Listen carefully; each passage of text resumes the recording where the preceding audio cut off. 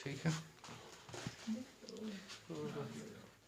मेरा नाम मेहताब हुआ और हम यूक्रेन के शहर सूमी में हैं। अभी तक स्टिल यहीं पे फंसे हुए हैं। अभी तक कोई अपडेट्स नहीं है यहाँ से जाने का।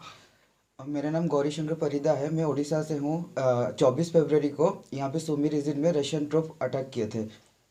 मेरा नाम अहमद शेख रज़ा, मैं छत्तीसगढ़ से बिलोंग करता हूँ। और यहाँ पे हमें हर 45-50 मिनट्स में सायरन सुनाई दे रहे।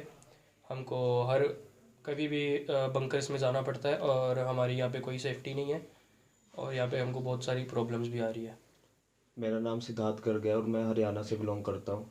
और जैसे ही ये सायरन की आवाज़ वगैरह आती है तो पूरा अफरा तफरी का माहौल मच फैल जाता है। तो सब स्टूडेंट्स नीचे बंकर्स में जाते हैं। तो बंकर में कुछ फिक्स नहीं होता, किसी भी टाइम रहना पड़ सकता है। कभी कभार 1 घंटा 2 घंटा या पूरी पूरी रात भी रहना पड़ सकता है।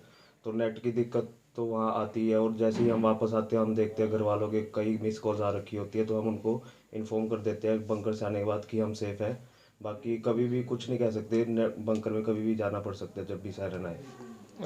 जैसा कि कल रात में भी यहाँ पे हम बंकर में थे, फिर जैसे ही हम सुबह वापस अपने रूम्स में सोने के लिए आए तो 7:30-8 बजे के करीब सुबह हमको वापस से एक बहुत ही ज़ोर से बॉम्बिंग की आवाज़ आई और जिससे कि हम सारे बहुत घबरा गए थे। मेरा नाम सोनम है, मैं बैंगलोर से हूँ। इस वॉर के चलते हमें और हमारे परिवार वालों को हमारी डिग्री हम की बहुत चिंता है। मैं फाइनल ईयर की स्टूडेंट हूँ और कुछ 3 महीनों में हमें हमारी डिग्री मिलने को थी। बट इस वॉर के चलते अब हमें ये चिंता है कि हम ग्रेजुएट होंगे कि नहीं होंगे, या पता नहीं यूनिवर्सिटी क्या डिसीजन लेगी। तो ये भी एक बहुत बड़ी चिंता है हमारे घर वालों के लिए और हमारे लिए। मेरा नाम गुरलीन है और मैं पंजाब से बिलोंग करती हूँ। यहाँ पे जैसे कि एक हफ्ता हो गया है वॉर को लेके और अभी फूड सप्लाईज में बहुत कमी आ रही है। और स्पेशली यहाँ पे मैंने पहले भी बोला है कि पहली प्रायोरिटी इनके लिए यूक्रेनियंस ही हैं। ये लोग यूक्रेनियंस को ज़्यादा फूड सप्लाई कर रहे हैं और फॉरेनर्स को इतना नहीं कर रहे हैं अभी। और जैसे कि ट्रेन वगैरह का सिस्टम भी हमने देखा है कि मैंने भी आज वीडियोज़ देखी है खार्किव वगैरह में, ट्रेन में भी बच्चों को एंट्री नहीं दे रहे, इंडियन स्टूडेंट्स को एंट्री नहीं दे रहे, पहले वो लोकल्स को दे रहे हैं। तो अभी ऐसे चलता रहा तो शायद हमें कुछ खाने के लिए भी ना मिले। तो प्लीज़ हमारी यही गुजारिश है कि हमें जल्दी से जल्दी यहाँ से निकाला जाए।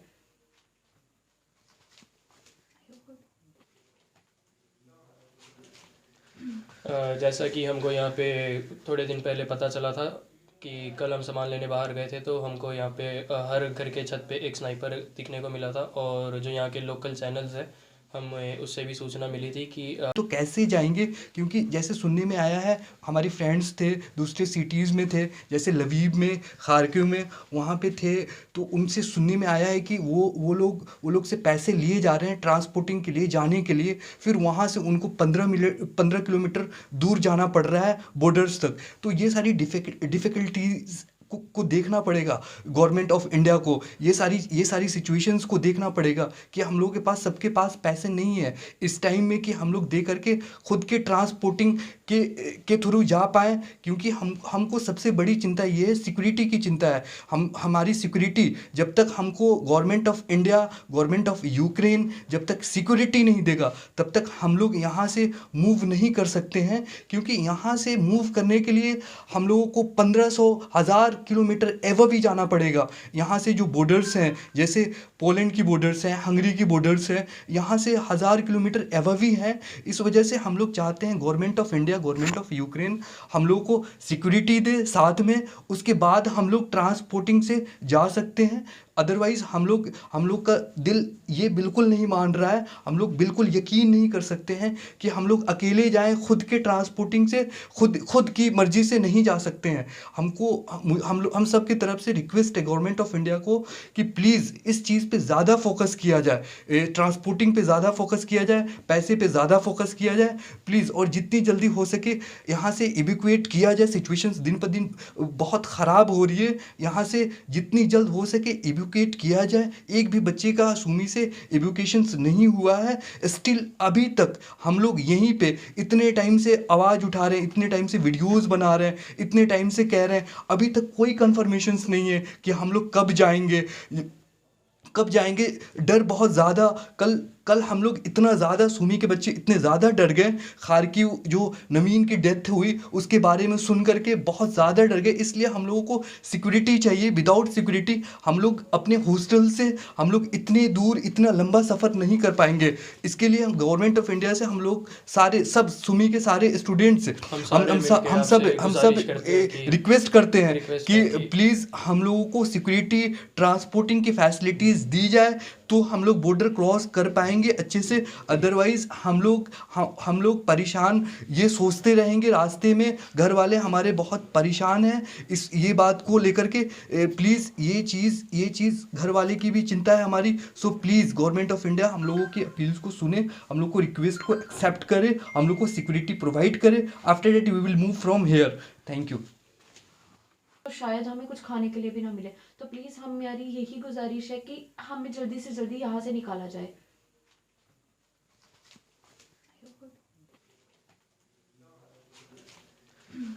जैसा कि हमको यहाँ पे थोड़े दिन पहले पता चला था कि कल हम सामान लेने बाहर गए थे, तो हमको यहाँ पे हर घर के छत पे एक स्नाइपर दिखने को मिला था। और जो यहाँ के लोकल चैनल्स है हमें उससे भी सूचना मिली थी कि हर छत पे एक स्नाइपर तैनात है, तो अपनी सेफ्टी के साथ बाहर जाए और जितना जल्दी हो सके सामान लेके वापस आया जाए।